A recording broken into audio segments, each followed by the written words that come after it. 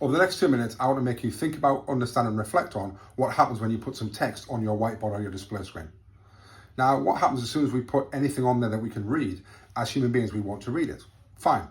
But the problem comes when we start reading it back to our children in our classrooms. And the reason this is because when we read something ourselves, and we do some silent reading, we read something off a display screen, off a board, we have an inner voice in our head that reads it back to us. So we can almost hear that inner voice reading it back to us as we're silently reading. The problem is then when as teachers, we then start to read it to our students as well, because we're never going to be in sync with that inner voice. So what happens is that we're slightly out of sync with the inner voice, and it's a bit like playing the same music track, a second or 2 seconds apart. It's horrible because it's not in sync and it's out of beat. And this is what happens quite often. So there's a real tip here that when we want to put something on the board, we might want to tell our students that we want them to read it first, and then we're going to talk about it. Or we don't put it all on. We put it literally, line by line or bullet point by bullet point, and we give them 2 or 3 seconds to digest it and then talk about it.